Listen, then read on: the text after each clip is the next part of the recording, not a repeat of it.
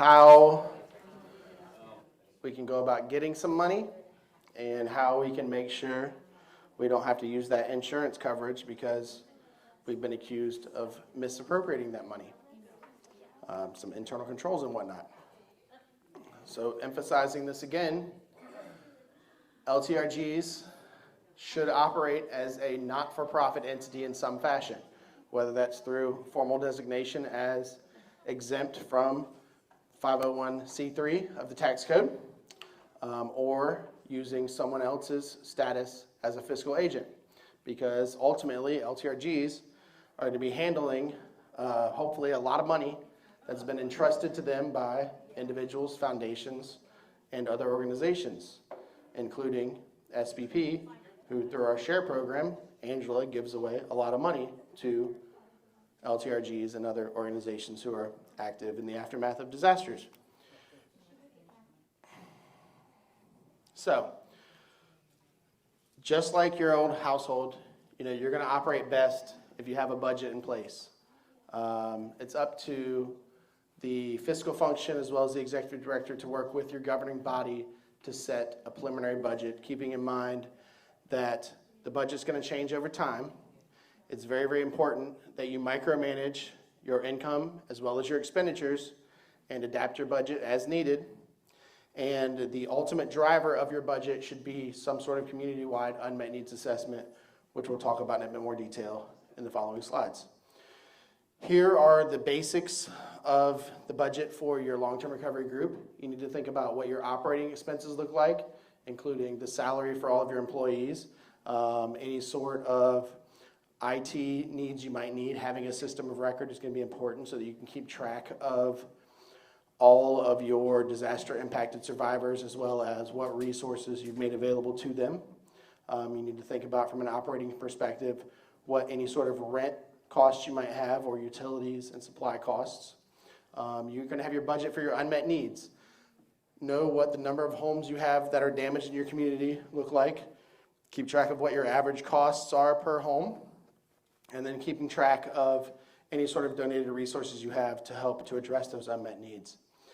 And then you want to think towards what does a more improved community look like moving forward. So having a community need post-disaster budget can be important, focusing on mitigation and preparedness, because as we've all experienced, disasters are only becoming more and more frequent. So the chances are you're going to have a similar event in the future. Usual cost per home, are you looking for the actual replication of the home that's been destroyed, or are you looking at the home that needs to be built? So that's a policy decision that you have to make, right? Are you going to do a like-for-like replacement, or are you going to base it on what the needs are of the family? So that's going to depend on what you decide from a policy perspective. Oftentimes, a like-for-like replacement is going to be much more expensive than if you say, well, you're one individual, well, you may have lived in a 3,000 square foot house that was totally destroyed. That's not what your actual need is, so we're going to give you back something that is more appropriate for your particular living circumstance. I'm thinking of all the permits and what county you're into, Yeah, and that may play into it as well. Depending on the federal funding source, so oftentimes there's a requirement for what's called a one-for-one replacement. CDBG-DR funds are typically waived from that requirement in the Federal Register notice, so you don't have to go back with what was there before. You can go based on what you decide in policy, whether it's family size or some other determining factor. When developing your operating budget, you need to think about how long you intend to operate. We talked about the fact that recoveries take a very long time, so don't be myopic in planning your operating budget for how long you'll be in existence. Think about the resource needs that you're going to have, your staff costs. Have a good communications budget. So have money to put out information. You're going to have flyers to let people know that you're available to provide assistance to them. You're going to have funding for someone to deliver those flyers through traditional methods as well as non-traditional methods. We can't just rely on the fact that we assume everyone has access to the internet or everyone is carrying around a smartphone in their pocket, so we only need to use social media to get the word out. Oftentimes you're truly most disadvantaged, most vulnerable citizens aren't going to have those resources. So having the tools available to you to reach them is an important funding consideration. And then you need to identify what your gaps are for funding your operations for your long-term recovery so that you can help to shape your fundraising needs when you're going after those donor dollars.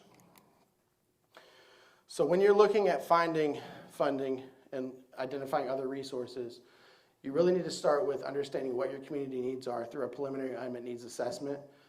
As a part of that, you want to asset map what you already have available in your community so you understand what resources you could potentially leverage to address those needs in the community. And then what's missing there is what you're going to use for your fundraising pitch whenever you're looking for sources of funding from outside of the community. When you're developing your unmet needs budget, you need to look at a couple different areas to figure out where you should best direct resources. The first and largest in the aftermath of a disaster is often housing needs. Having an understanding of what the prior housing stock looked like, as well as what the impacts from the disaster were, and then knowing what funds were made available through other sources, typically through FEMA or private insurance are going to be the largest pools. Think about funding social services. Legal aid is important. Helping people navigate situations where they may not have clear ownership of their property can be critical so that you're able to assist them. Focusing on housing counseling as well as mental health needs. And then really focusing on how you're going to go about addressing any gaps you have there to address that remaining unmet need. It's going to be important here. Looking towards the future, you may want to try to identify projects that you can work towards to make the community more resilient to future disaster impacts, and then what a budget for those projects might look like. Because there are a lot of different funding sources that we'll talk about in a couple slides, particularly from the federal government, that in lower resource communities, they may not have the staff to go after those funding sources. But if you've identified projects and you make it a lot easier to say, here's a need that we see from a community perspective, something that could be made better, and we've identified the funding source, please apply on our behalf so that we can go after that. You'll have a lot more success there. So, asset mapping. This is where you look at what you already have available. Think about this in terms of physical assets as well as people and organizations within your community. So what volunteer assets do you have? What social service agencies? What media outlets can you leverage for your outreach? What foundations are active within your community that you can go after to seek donations? The faith-based community is oftentimes incredibly active in the aftermath of a disaster with addressing a number of different needs for individuals from a housing perspective as well as other resource needs. You really want to stress local determination, investment, creativity, and control because the local community is going to know best what their needs are and what right looks like in terms of recovery. And then keep track of your resources through directories or use directories that are already maintained by information and referral agencies within your community. For a very long time, I think the kind of gold standard was the Red Cross CAN system, but I think there's now a new one that's being used. Does anybody? Martian is Martian is a lot. Vision Link, but Catholic Charities uses. but that's only in the state. That's only in the state.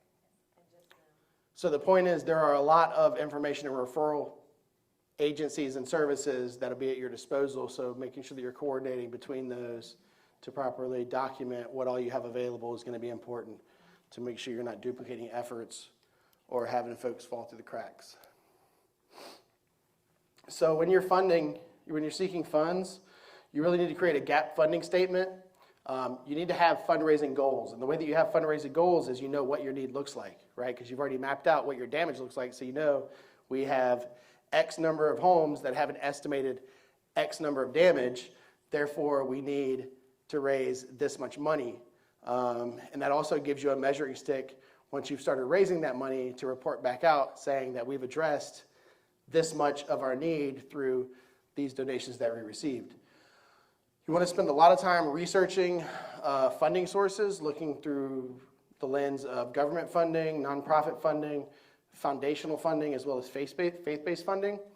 And having a grant writing capability is going to be critical here, because most folks aren't just going to give this money to you, right? They're going to have basic requirements of documentation that you need to submit to be able to access that money. So having someone on your staff who knows how to write a grant application is going to be critical to success. So you're all going to get these slides, but here are a list of, these are strictly just federal funding sources that could potentially fund really the kind of longer term resilience and mitigation type projects, but there are oftentimes a funding source for pretty much any problem that you can identify. So I'm not going to read through all these, but you'll have these in the slides once they're sent out. But the point is, there's a lot of stuff that has to be researched, and more often than not, if you have a problem, you can find a funding source somewhere that can address it. So the critical component of making sure that you don't get in trouble when running your long-term recovery group is having adequate financial controls in place. And for anyone who's ever been involved in any sort of either government or business venture, these things probably are not going to be foreign to you, but these are basic accounting principles that are important for ensuring that you don't end up in a situation where you have fraud, waste, or abuse. So incoming funds should be independently seen, recorded, banked, and accounted for by 2 or more people. Don't have a single point of failure for money that's coming in, because it's very, very easy to steal that money if somebody else is not checking up on it. One way you can do that, someone other than the person who opens the mail should compare all the checks with the issued receipts. So you have somebody open the mail, you have somebody stamp the mail, they pass it off to someone else. So you have multiple points involved in that process.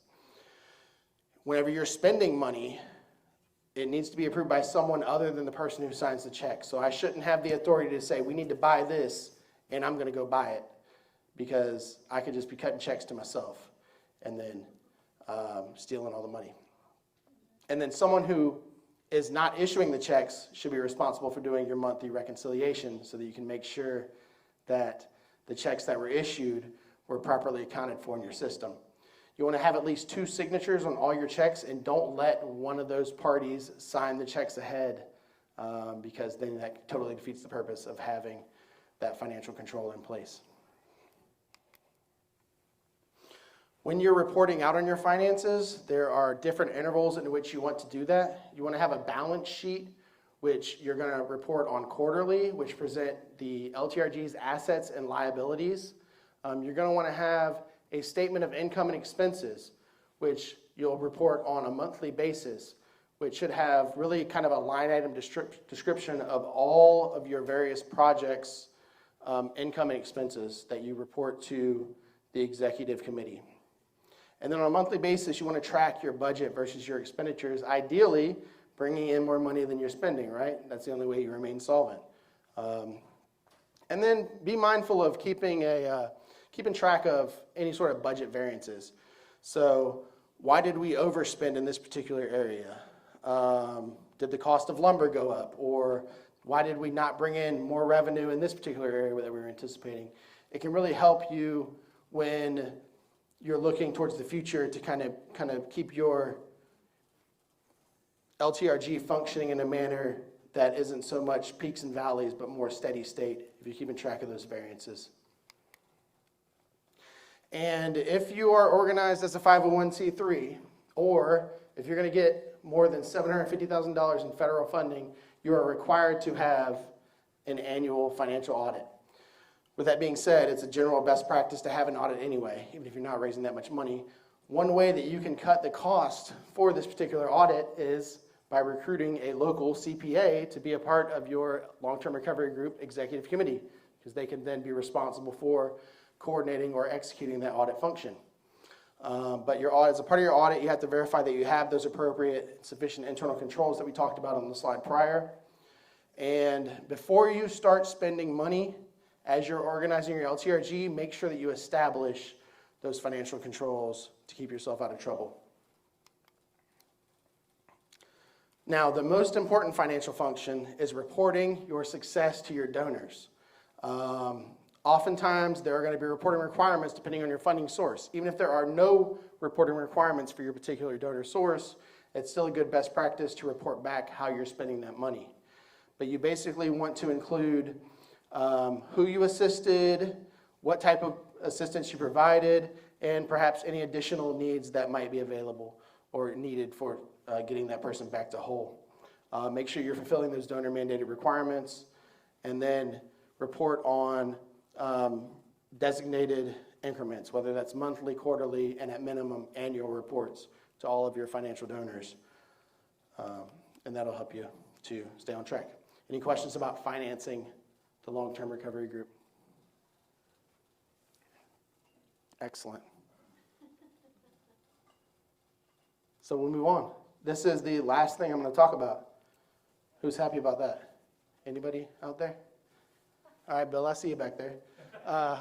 So now we're going to talk about some common pitfalls in long-term recovery groups. This is stuff that we've seen where folks have gone astray, and it's we hope that you don't make the same mistakes that we did or others have done, because ultimately the role of a long-term recovery group is to fill the gaps that the government cannot fill, and your success is everyone's success. So the first major common pitfall that we see for long-term recovery groups is a lack of policy. Or if they have policy, they don't follow the policy. And you need to have a defined eligibility policy, as we said time and time again.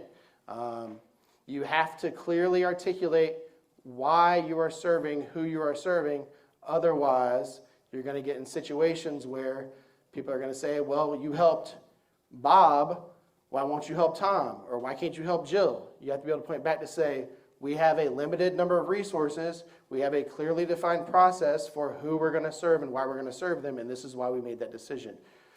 Because the last thing you can do is try to serve everyone rather than focusing on what your needs assessment tells you that you should be doing. Having a weak fiscal accountability policy is another major pitfall that we've seen. You do not want to end up on the news because someone in your organization ended up misappropriating, several hundreds of thousands of dollars that should have went to helping folks get back into their houses.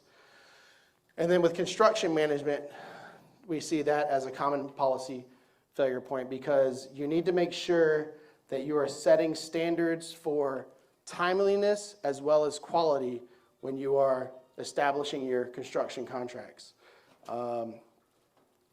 One tool that we used rather effectively in our contracts was we said that based on the type of construction that you're doing, so if we're doing a housing repair, based on this scope of work, it should take 90 days to complete, assuming there are no situations that arise that are outside the control of the contractor. For every day after day 90 that this job is not complete, I'm fining you $100, which I'm going to deduct from the amount of money that you're paid for this scope of work. You'll find that they are far more apt to focus on your job site if they know that there is a financial incentive to get it done on time.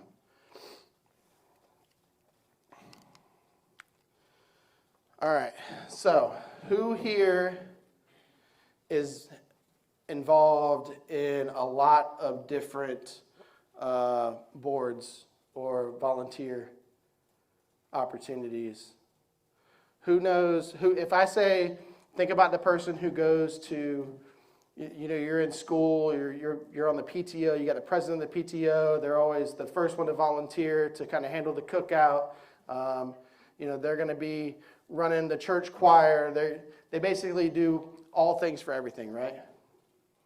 We can all think of who that person is, right?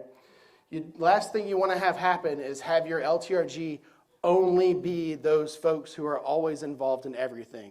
So you really have to try to diversify the involvement of your long-term recovery group.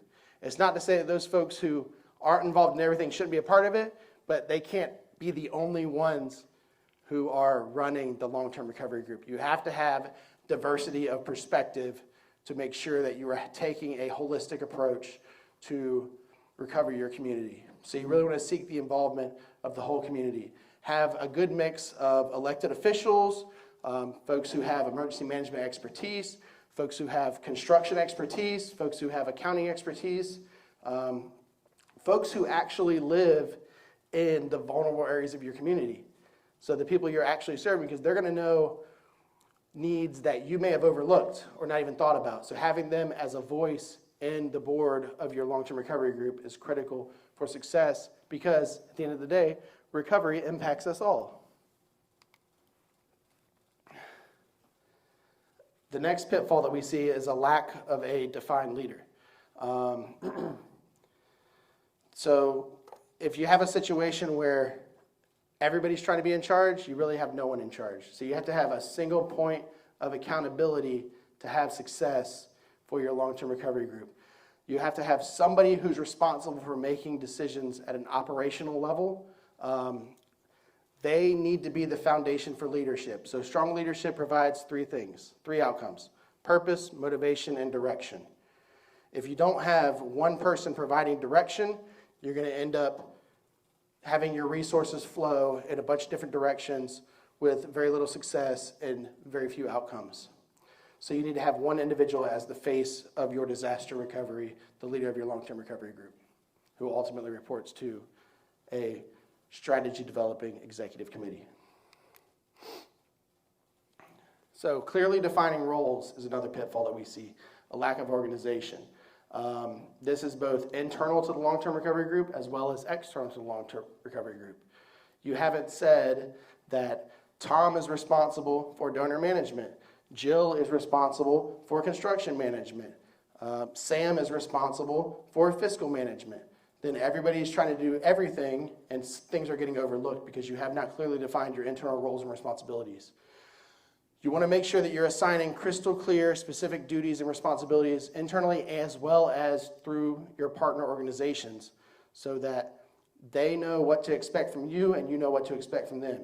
You can have teaming agreements or memorandums of agreement that establish what your relationship looks like and make sure that you're constantly revisiting those and staying within the guidelines of them in order to have success. The money is where people get in trouble too. Another common pitfall is a lack of fiscal accountability.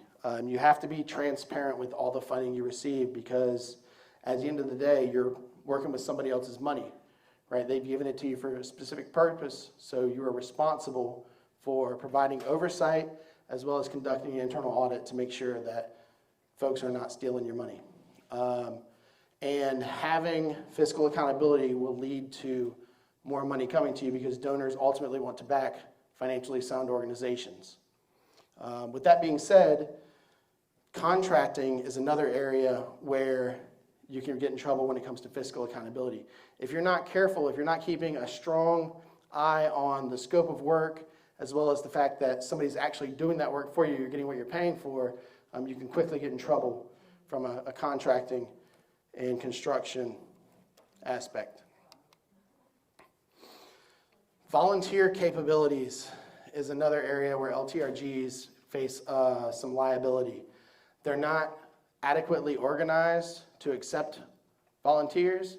The last thing you want to have happen is that you have a job site and you have 20 folks show up and they sit around twiddling their thumbs because there's nothing for them to do. In addition to that, you don't want to have a situation where you have untrained, unskilled volunteers doing work that they should not be doing, and they end up in a situation where they hurt themselves or they damage your property, setting you up for liability. So having strong coordination as well as strong training and really making sure that you're aligning capability with capacity and need is going to be critical to streamlining the success of your volunteers. So make sure that you're enforcing safety protocols, you're training volunteers, and using volunteers for stuff that makes sense for them. Don't have a volunteer with no experience do the electrical work in your rehab. I promise it won't end well for you. Maybe on the first one, but definitely not the second one. Construction management is another common pitfall where a lot of LTRGs get in trouble.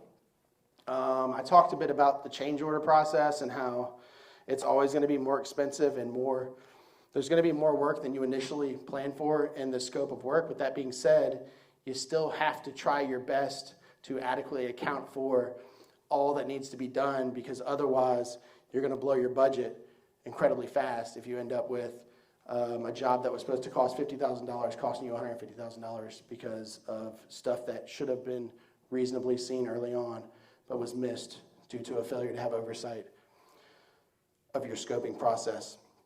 You have to hold contractors accountable. Don't just give them the contract, pay them money, and not follow up and ensure that they're doing the work. Put those timeliness standards in your contract, as I mentioned.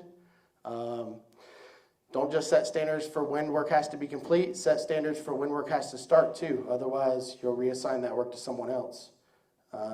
Oftentimes, particularly in the for-profit contracting world, in the aftermath of a disaster, they're going to try to come in and eat up as much market share as they possibly can. They'll tell you, yeah, we can do the job, we'll take it. We want the contract.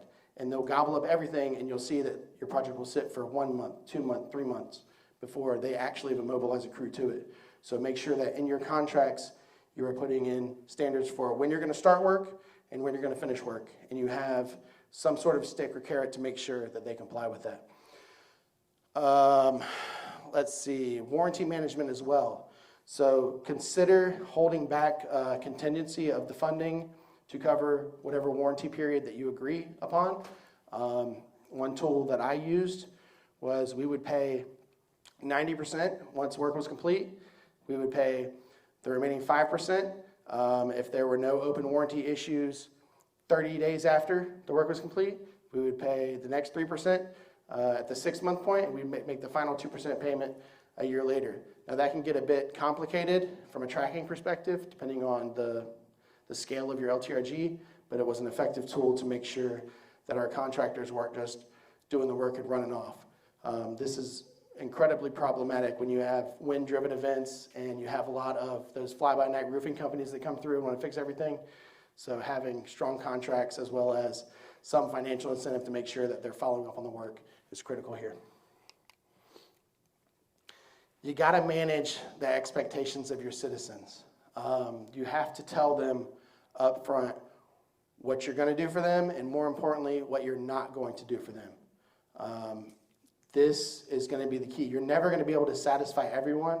Somebody's going to be upset about it, but as long as you have a standardized process for managing expectations through some sort of contractual arrangement, which we like to call the signing event or a signing agreement, that's really going to help you to have more success and minimize the complaints that you receive. Try to look out for issues that are going to hold up your construction process that are outside of your control but are the control of the client you're trying to serve. One major problem that we see with local governments is that the citizen that we're trying to serve is low to moderate income, right? They have a property that's been passed down from generation to generation.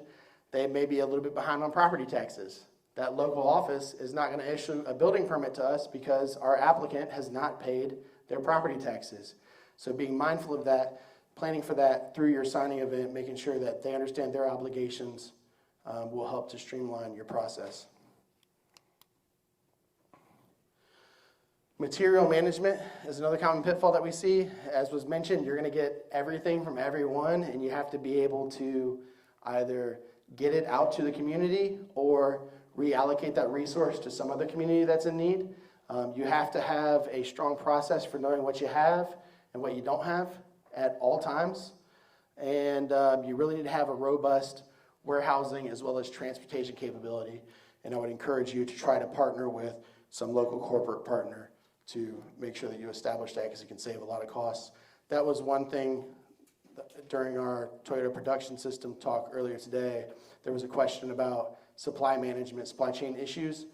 SPP is very fortunate that we have strong corporate partners in Lowe's and UPS who were able to provide us with the logistics to get the supplies where we needed them, and then Lowe's basically served as our warehousing function for those supplies as well. So we didn't have the added cost of having to order lumber and materials for 20 projects because we knew we could call on Lowe's to provide those resources to UPS, who would then deliver them to our job sites. So having partners to help coordinate that can be very, very helpful to your success. And with that, I said I was going to stop at 3:25, but it's only 3:19. So let me get 5 minutes worth of questions. What y'all got? Yes, ma'am. So where do you guys store your supplies? We don't. Lowe's stores them at the store for us. And then we say, we need this, and they bring it to us.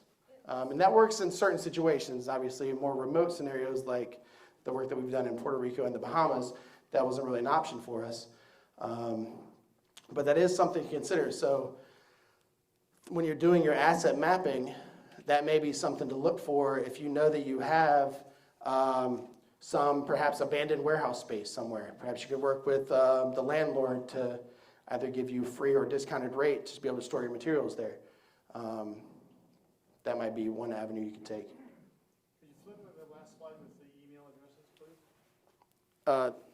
That's right there. When you stand away, though, He keeps, yeah, leave me alone, Bill. Let him look at the screen.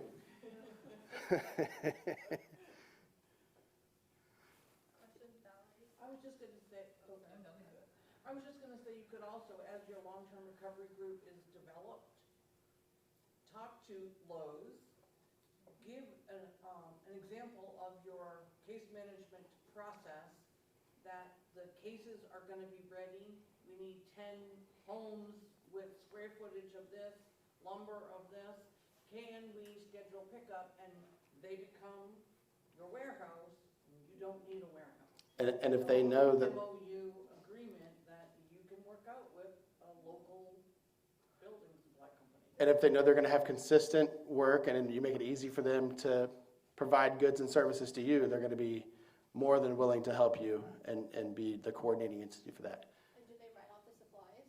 Or just donate it? For in our situation, for some stuff they do. For stuff we actually pay for, they don't, but they can up to a certain amount. There's another group called Tool Bank USA that's phenomenal. They're a tool lending library. They're a nonprofit. They're based in, I mean, mostly big cities, but they will do big cargo trucks full of stuff and deploy those after disasters. Right, and they just connected with California in the last year. The other thing is National VOAD will have resources, and you could say, sign me up for a 53-foot truck of plywood, and, you know, your members can do that. My question is, so you're doing all this rebuilding, what do you do for builder's risk policies? Builder risk policy? Yeah, you know me, I'm all about insurance. I mean, you can require that they be bonded. I mean, it's going to get a little more expensive. Well, no, are you so here's the question.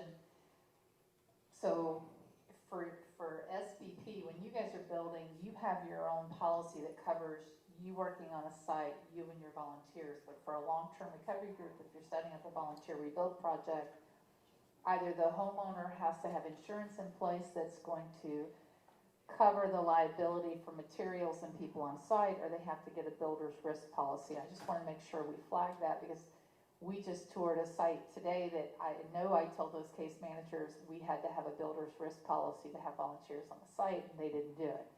And not taking pot shots at them, but now the building is started, so we can't have volunteers on site unless they're indemnified by their agency to be out in the field working. And so for in California, those policies are running about $300 per homeowner. So if you're getting into a volunteer rebuild, you need to have that. It can be in the name of the contractor, which if you're a volunteer, like if you're working with NDS, they would get it, right? Or if you're working with Hope Crisis Response Network or SBP in our state, just pretend we got 4 players here, every one of them has it. But if you're doing it outside of the umbrella of one of those agencies, the homeowners going to need it, and you need to build it into your unmet needs case. It's not that expensive, but it covers theft, damage on the property.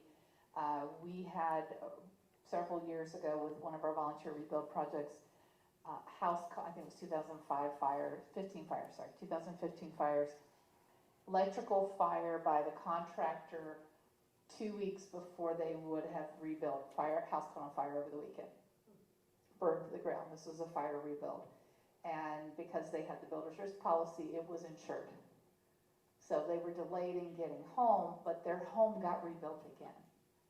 So important thing to flag, just because I'm geeking on insurance and I'm really sorry. Well, and a lot of long-term recovery groups ask that very question. How do we, as a long-term recovery group, bring in our volunteers to do work on the property and make them safe and make the homeowner safe from the accusation of something happened, I got injured, etc. So, That's a different issue though, because if your long-term recovery group is doing its own volunteer project like the Washington group, I can't remember what they're called. If they're doing that, the Washington State group, Carlene Anders. Carly, Yeah. If you're doing that and your nonprofit long-term recovery group partner is doing that, they, in the state of California, they have to have a licensed contractor to be able to supervise those volunteer teams. So we're complicated more so than other communities. So if a volunteer, look, I don't like the spontaneous volunteer problems that ensue because of that, but let's say that you have a spontaneous volunteer who then becomes a affiliated volunteer with Mennonite Disaster, let's say. And Mennonites and that's not a good one here. Say Rotary, because Rotary has a Rotary. national building platform. Excellent. And they become a Rotarian. The Rotarians are, the spontaneous volunteer that's new now to the Rotary is covered under their policy. So therefore, they could go out and do the work. On a Rotary sanctioned event. Yeah. But in California, you could not have the Rotarians out there unless they're under supervision of a licensed contractor, and MDS and Operation Home Crisis Response both have those licenses for us. Yep, exactly. And I'm really sorry. Oh, I'm learning something new. Thank you. What other questions do you have? Yes, sir. What are the requirements for volunteers to work for SPP project? For SPP projects, I'm not the right person to ask, but I could find out. That would be Thomas Corley, who runs our build program. I'm on the advise team. I just talk a lot. I don't actually do any of the work. Full disclosure. But no, it's probably on our website, but I can find out and I'll get Angela to pass the information along, what the minimum requirements are. Yeah, I'm not part of the rebuild program, part of our FEMA skills side of things, and so, I wouldn't know that exact number either. We have, so, I'm not sure, did Angela go over the addition of different initiatives that SPP has? If not. Okay, I can do that part. You wanna do Oh, I got that. We have 5 of them. We have 5 interventions. We like to call them interventions, right? We started out in St. Bernard Parish as the St. Bernard Project, building houses. So our first and most robust intervention is our build intervention, where we build and rebuild disaster impacted houses. The second intervention we have is the share intervention, which is where we receive money from donations from corporate sponsors, and we may not necessarily be having an active build operation in a particular disaster impacted area, so we'll use our share function to share those resources with other nonprofit organizations that are actively building in those disaster impacted areas. We also share resources through trainings and other knowledge exchange processes through share. Yes. Do you guys work with Habitat for Humanity? I know they build homes. Yeah, so Angela heads our share program. And in different disaster areas, she partners with many grassroots level organizations. And I can't speak to whether, no, there has been Habitat for Humanity in Florida that they have partnered with. But it really is kind of the local boots on the ground, who can help with what, and we really push for fortified quality repairs as well. And so we have these bigger funders who root things down. But yeah, we have, I know in Florida, at least one Habitat that Angela has partnered with. Third intervention is prepare, where we try to prepare homeowners and communities against future disasters. That's headed up by Helen Wiley, who's a really big insurance nerd, so she focuses a lot on insurance as the best resource to folks who may be impacted by future disasters. Claire, where do you fall with our disaster assistance program? You're just your own little island, aren't you? Yeah, theoretically, I fall under our advocacy. Which is, the next one I'll talk about is advocacy, but that also falls in line with the one I actually work for. But advocacy is where we advocate for reform to the disaster recovery process at the local, state, and federal level. That's headed up by Reese May, our Chief Strategy and Innovation Officer, and then Claire does some amazing work in advocating for citizens to get more money from FEMA to help to address their needs.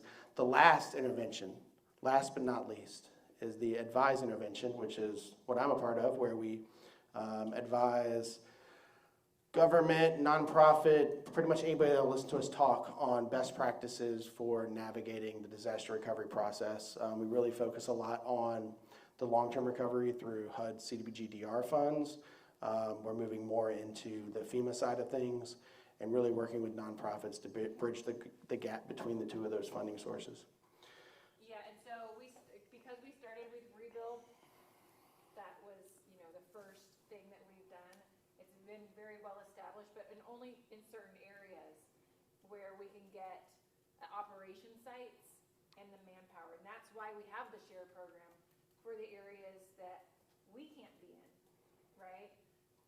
And then our other programs that we have are more fluid, which don't restrict us to certain